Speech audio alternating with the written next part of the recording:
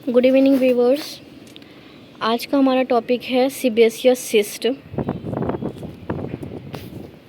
Sebaceous cyst जो होता है ये सीबेशियस ग्लैंड का एक सिस्ट होता है जो उसकी ओपनिंग के बंद हो जाने के नतीजे में बनता है। A cyst of sebaceous gland caused by closure of its opening और punctum. Pathogenesis: sebaceous gland secretes sebum to keep skin soft and oily। sebaceous gland से सीबम का सिक्रेशन होता है जिसके ज़रिए स्किन जो है वो सॉफ्ट और ऑयली रहती है। ये जो इसके जो डक्ट्स होते हैं ये हेयर फॉलिकल में ओपन होते हैं या फिर डायरेक्टली स्किन पर ओपन हो सकते हैं।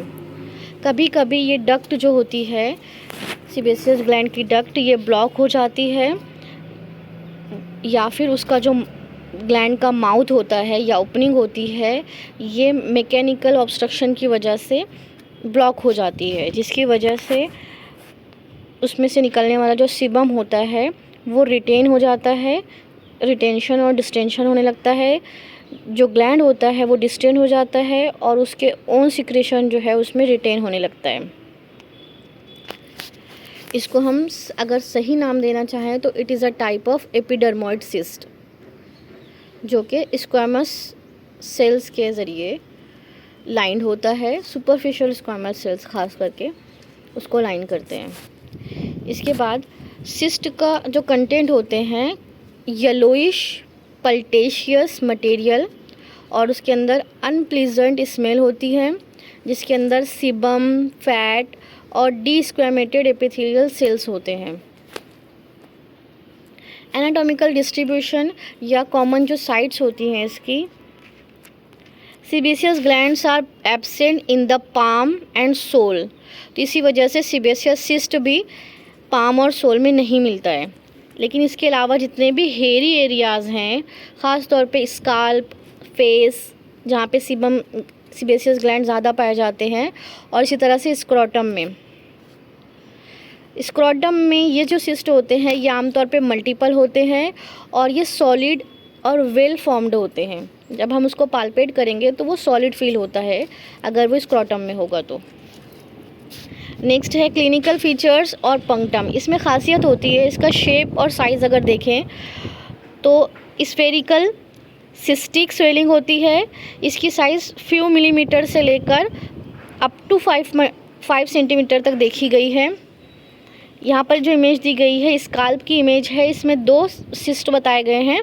इनकी सरफेस जो होती है वो स्मूथ होती है, लेकिन इनकी सरफेस पर एक पंक्टम पाया जाता है। ये आप यहाँ पर देख सकते हो इस इमेज में, ये ब्लैक जो ओपनिंग दिखाई दे रही है इस सिस्ट के ऊपर, दिस इज़ कॉल्ड पंक्टम।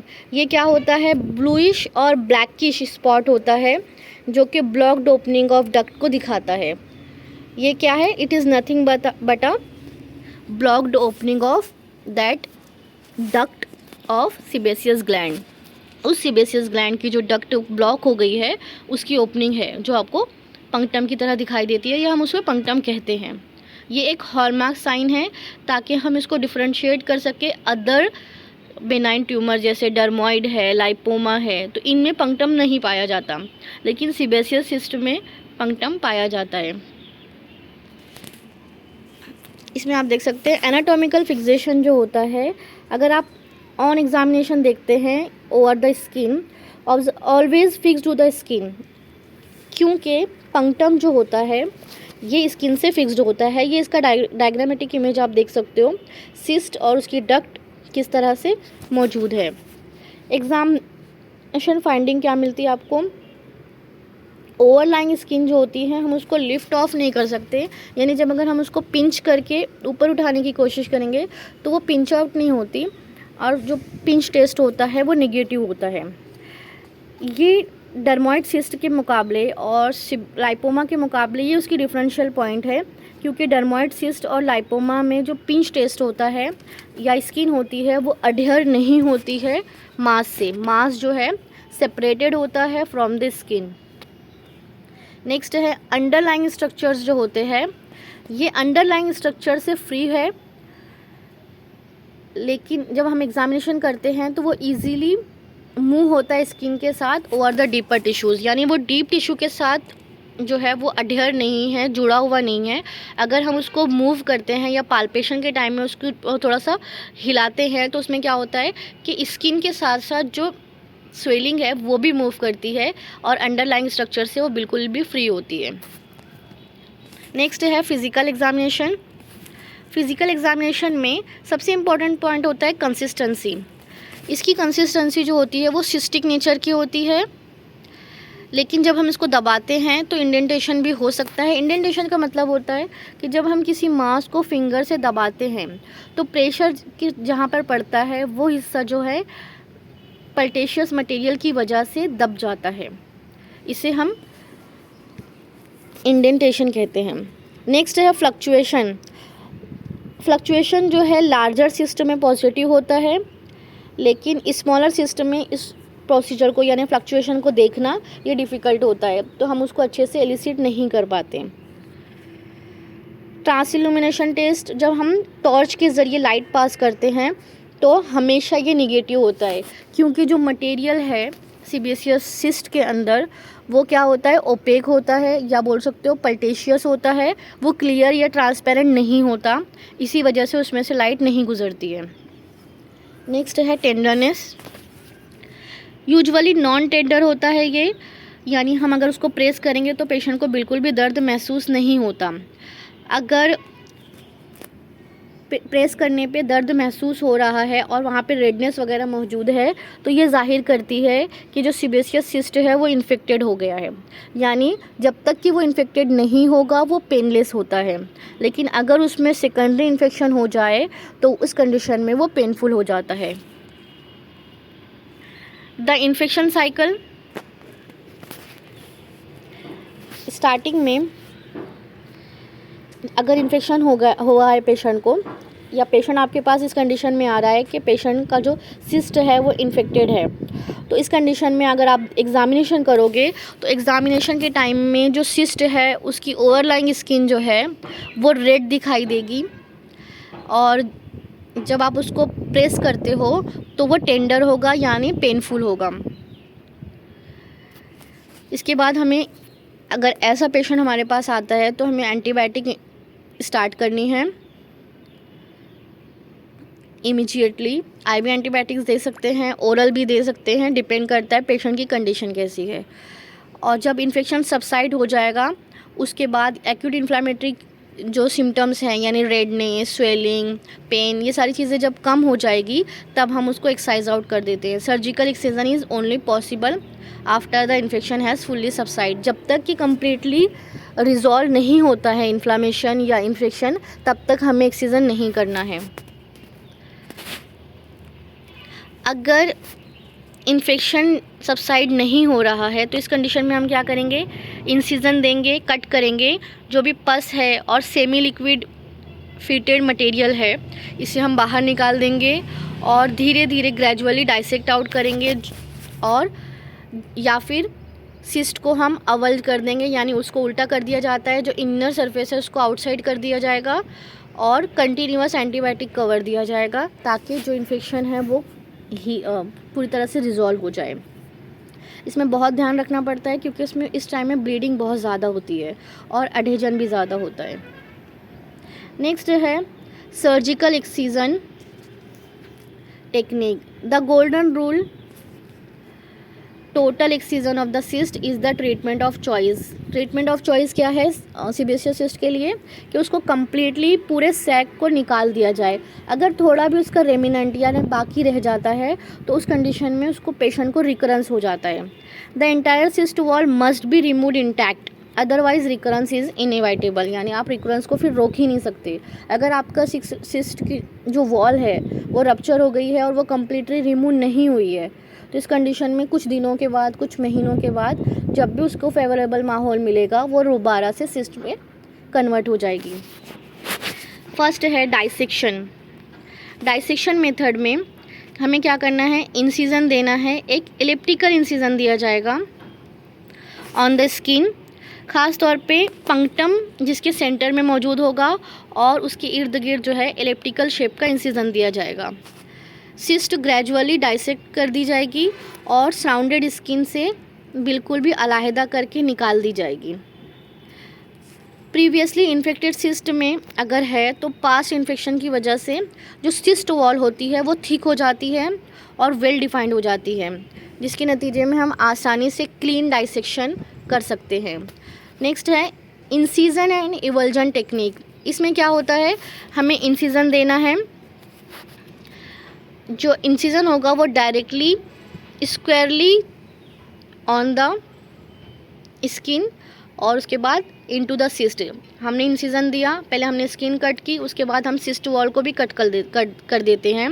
फिर कंटेंट जो होता है उसको हम स्क्वीज आउट कर देते हैं इंटायरली, और सिस्ट को एम्प्टी करने के बाद जो उसकी वॉल होती है सिस्ट वॉल को टाइटली फर्मली पकड़ लिया जाता है डाइसेक्टिंग फोर्सेप्स के ज़रिए और उसको बाहर निकाल दिया जाता है और उसको कम्प्लीटली उल्टा कर दिया जाता है ताकि उसके सारे कंटेंट जो है वो बाहर आ जाएं। इसे कहते हैं इंसिजन अवल्जन टेक्निक। और पहला जो मेथड होता है वो था कंप्लीट एक्सीजन या डाइसेक्शन। तो ये दो मेथड हैं सर्जिकल एक्सीजन टेक्निक के। अगर इन्फेक्टेड हुआ है पास्ट में तो हम कंप्लीट उसको निकाल सकते हैं क्योंकि उसकी थिक जो सिस्ट वॉल है वो थिक हो जाती है। Scrotal sebaceous cyst management. अगर पेशेंट आपके पास आया है स्क्रोटल सीबेसियस सिस्ट लेकर तो आप उसको किस तरह से मैनेज करोगे। प्रेजेंटेशन, ये सॉलिटरी सिस्ट अगर मौजूद है तो हम क्या करेंगे, excision of the individual cyst should be performed. अगर सिर्फ एक सिस्ट मौजूद है तो हम उसको निकाल देंगे, लेकिन अगर मल्टीपल सिस्ट है और वो लोकलाइज्ड हैं तो हम क्या करेंगे, इसमें excision of that specific affected part of the scrotal skin including the cyst. तो इसमें क्या किया जाएगा, स्क्रोटम की वो जो अफेक्टेड हिस्सा है, अफेक्टेड स्किन है, उसको रिमूव कर दिया जाएगा सिस्ट के साथ। लेकिन अगर मल्टीपल सिस्ट हैं और वो स्कैटर्ड हैं, एंटायरली स्कैटर्ड है, मतलब पूरे स्क्रोटम में वो दूर दूर मौजूद हैं, फैले हुए हैं, तो इस कंडीशन में होल स्क्रोटल स्किन जो है उसको एक्साइज आउट करेंगे। Testis must be placed into surgically created pockets made in subcutaneous tissue at the medial side of the respective thigh। इसमें हमने क्या किया, कंप्लीट स्क्रोटल स्किन को निकाल दिया जाएगा, एक्साइज आउट कर देंगे और मेडियल एस्पेक्ट ऑफ थाई के मेडियल एस्पेक्ट में हम पॉकेट्स बनाते हैं और उन पॉकेट्स में राइट थाई में राइट टेस्टिस और लेफ़्ट थाई में लेफ़्ट टेस्टिस को प्लेस कर दिया जाता है। तो spectrum of complication, what are the complication, क्या क्या कॉम्प्लिकेशंस हो सकते हैं एक सीबेसियस सिस्ट के पेशेंट में। तो फर्स्ट हमने देखा है कि ये इन्फेक्शन हो सकता है, सबसे कॉमन कॉम्प्लिकेशन है ये, highly prone to infection, overlying skin जो है वो रेड हो जाती है और रिपीटेडली इन्फेक्शन होता रहता है पेशेंट में। नेक्स्ट है अल्सरेशन। अगर इन्फेक्टेड सिस्ट जो है वो रप्चर हो जाए और उसमें से जो मटेरियल है वो डिस्चार्ज हो जाए तो अल्सर का फॉर्मेशन होने लगता है जो ग्रेनुलेशन टिश्यू से कवर्ड होता है। अगर अल्सरेटेड स्काल्प है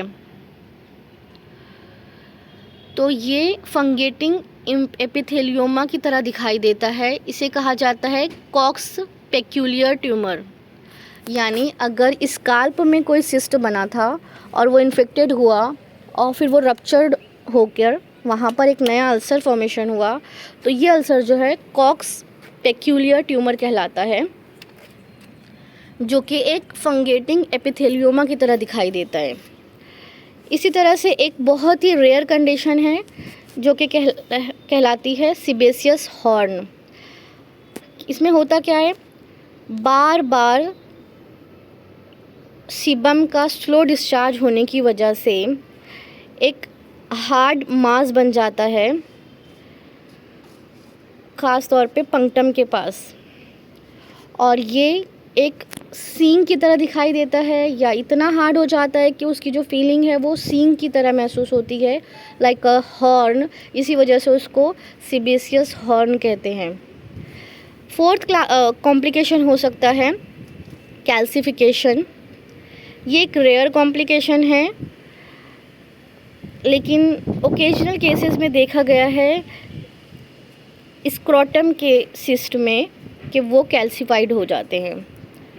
मैलिग्नेंसी ये बहुत ही रेयर है, वेरी रेयर है, लेकिन ऑफन बेसल सेल कार्सिनोमा की तरह ये दिखाई देता है। अगर सीबेशियस सिस्ट जो है वो मैलिग्नेंसी की तरफ कन्वर्ट हो जाए तो उसका जो अपीयरेंस होता है वो बेसल सेल कार्सिनोमा की तरह होता है।